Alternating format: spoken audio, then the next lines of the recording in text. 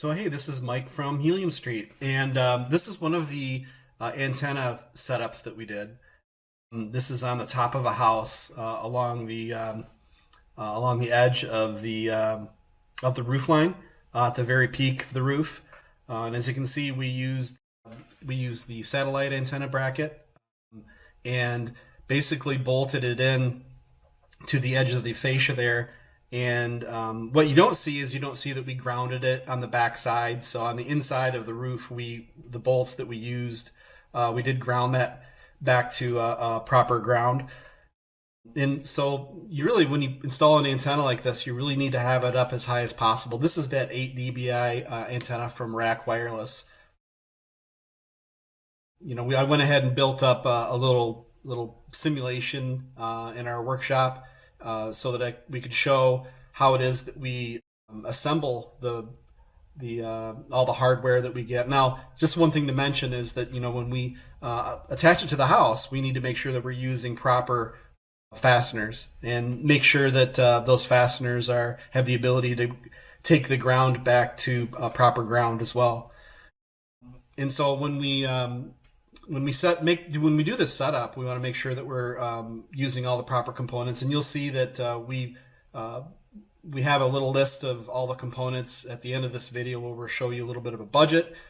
But with this antenna that we get from Amazon, we also get some zinc coated, it looks like zinc coated brackets. And then we buy the carriage bolts, which are 1/4 inch by 5 inch long carriage bolts.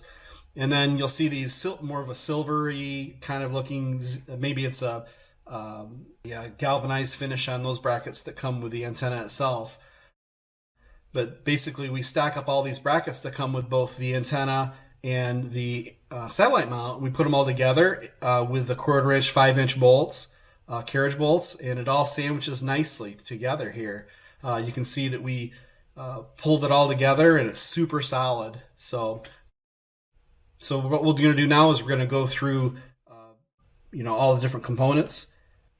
So here's that antenna. This is the 8 dBi fiberglass antenna from RAK Wireless, and you'll see that the setup that we buy, it's the 900 to 930 megahertz.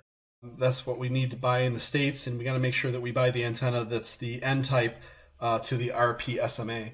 And so with this specific setup, you get the antenna, of course, and you get one set of hardware, and then you get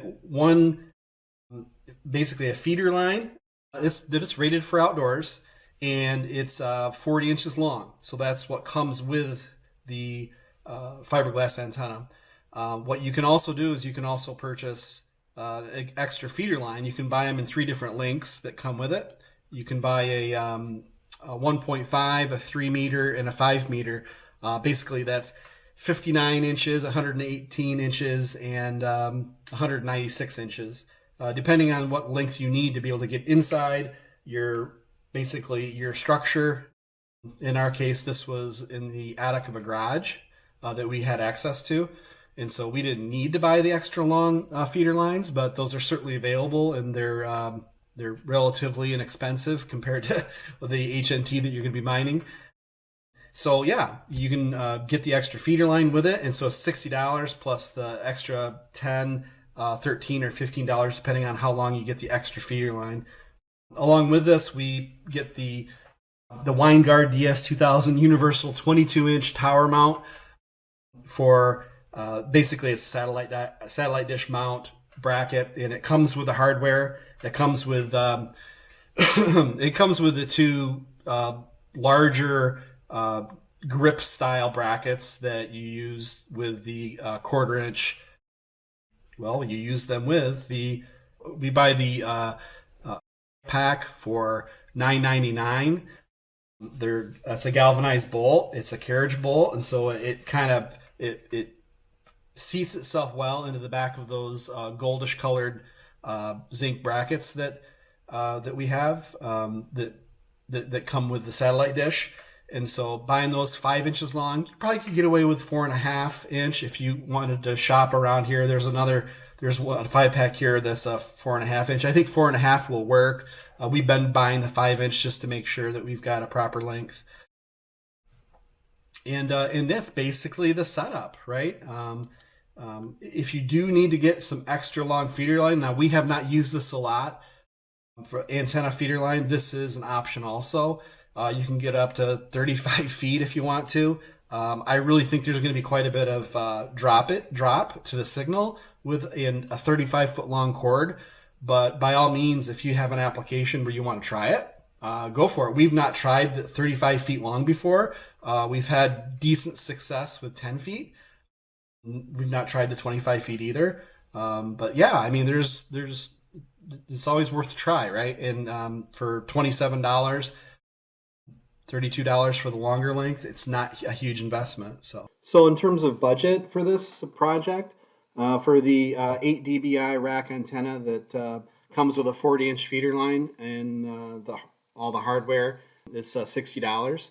Then if you want to upgrade that with the extra feeder line, you're looking at somewhere between $10 and $15 for that extra feeder line with it. So just assume that we're going to split the difference there, and we went ahead and budgeted for the 3 meter, which is 118 inches. And then there's the antenna mount from Amazon, which comes in at 15. And then we have the 1/4 inch by 5 inch long carriage bolts, which also come with the nuts and the washers also. So it's a set of 5. So altogether, you're looking at a $98 investment on top of the $345 investment of the RAK hotspot. All in all, you're not looking at a huge investment for this for the amount of return that you get. And you'll see some of our other videos. You'll see what those extra supercharged antennas will do for you. It's pretty incredible. So if you want to get links to any of these products, just go ahead and check out heliumstreet.com, and it'll give you a whole list of all those links, and you'll be able to access those really easily from heliumstreet.com. All right, well, thanks.